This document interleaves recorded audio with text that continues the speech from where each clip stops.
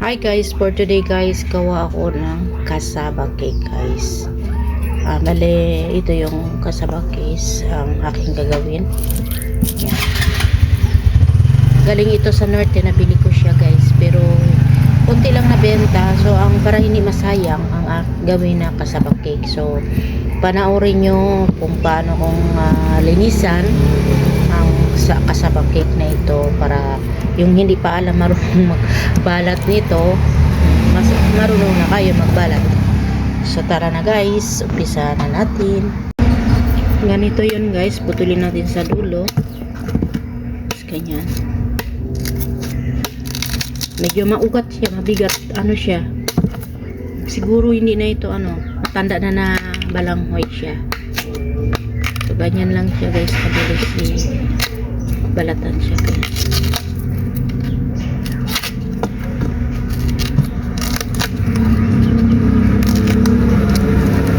Kunti lang gagawin ko guys.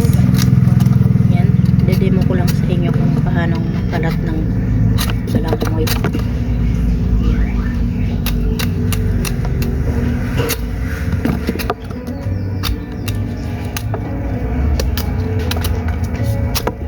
Gusto kong talaga siya, yung paano na siya. Ganyan na siya. Bale, natapos ko na balatan guys. Andito na siya. Ayan.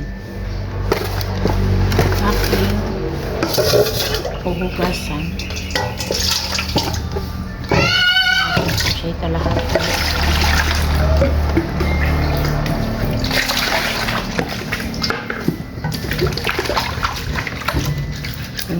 Natin para tanggal yung puti-puti niya. Para hindi masali sa inyo. Meron pang itim-itim. Para hindi madala.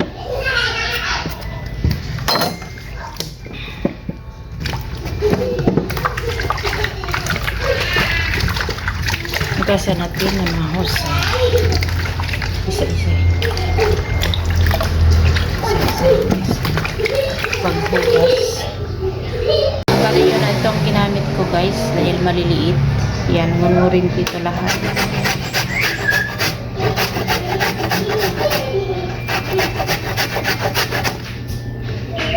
May matigas siya. Huwag lang isali yung matigas guys. Yan. So, ito na guys yung aking kinadgud kanina. Ito. Kinilos ko siya ng 2.5 kilo. Ito yung ingredients ang ilalagay natin. Isang condensed milk na isang latang ganyan. At saka kalahating cup na white sugar. 2 eggs. Yan, 2 eggs. At saka 1 cup na butter. Minimelted ko pa siya. At ito yung 2 cup na gata. Na first gata lang talaga siya guys. So ngayon i-mix ko na ang aking mga ingredients. So ilagay ko na ang 2 eggs.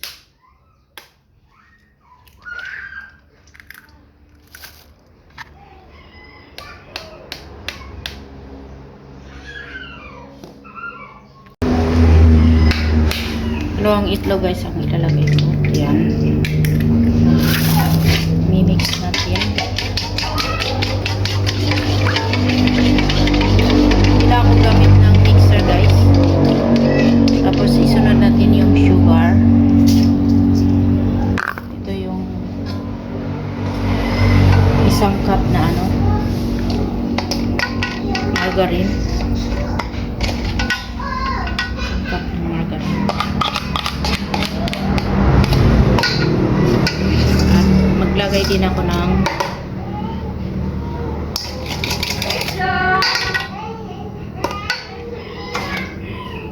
1 cup na gata.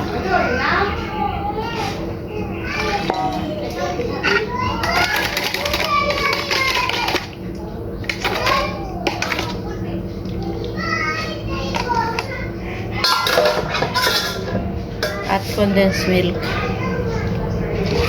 Saka natin i-mix lahat guys.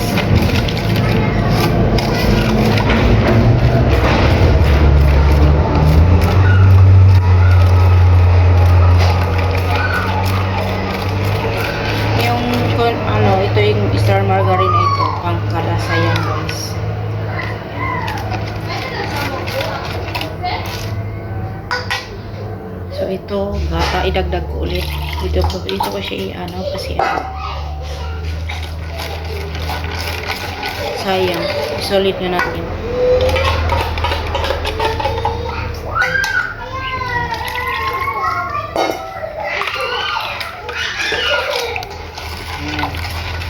Bali 2 cup yun gata, pero yun inano ko siya. So ngayon, i-mix natin lahat. Hindi ko na ito piniga ang tubig niya para hindi siya mag-dry. So ilalagay natin mix.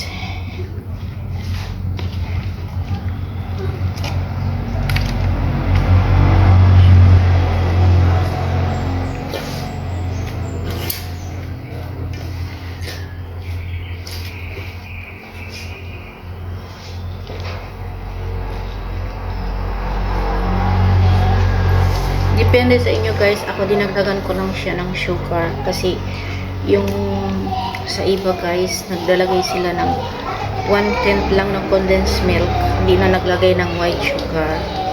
Depende yan sa inyo sa tamis.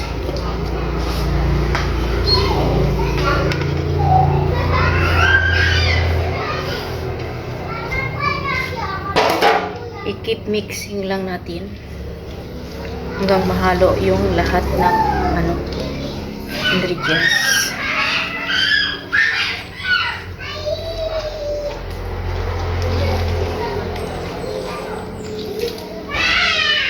Maglagay ako ng asin, konti lang.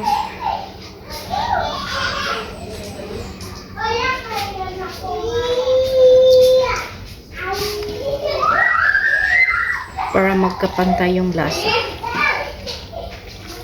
Keep mixing lang guys. Maglagay ako guys ng star margarine. Star margarine sa aking tray. Para hindi siya didikit mamaya pagkuha. Before ko siya lagyan ng papel. So ang papel lalagyan ko lang sa gitna. Para bilis lang siya. Mamaya i-grease ko lang siya. Pag wala kayong star margarine, pwede ding oil, i-grease nyo dito.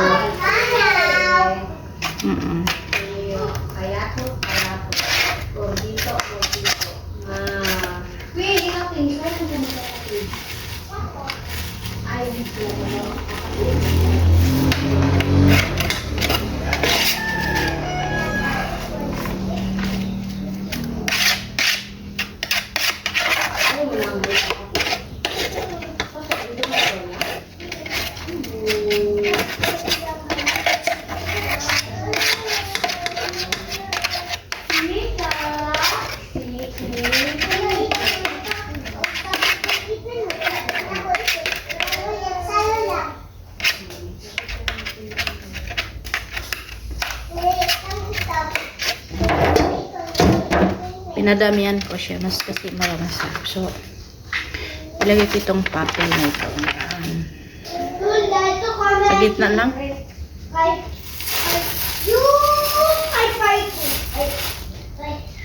So akin na ilalagay ang aking na mix na So atin na ilagay guys. Ilagay ko na siya ito lahat. Tapos ipa-blend na lang natin. Malaking tray kasi.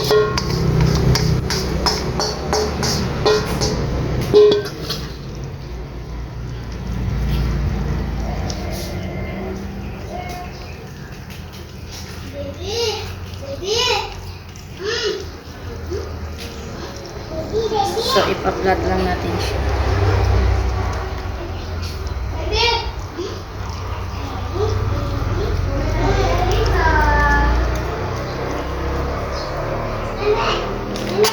Memek!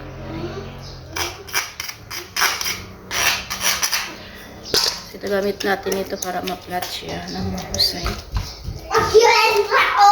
Tapos ilalagay na natin sa habang ako ay nagagawa nito, pinainit ko na ang aking oven.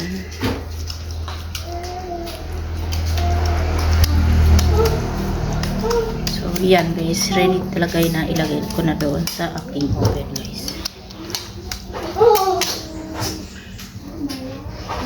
So dito ko na nailagay ko na sa oven 40 minutes or 45 minutes guys.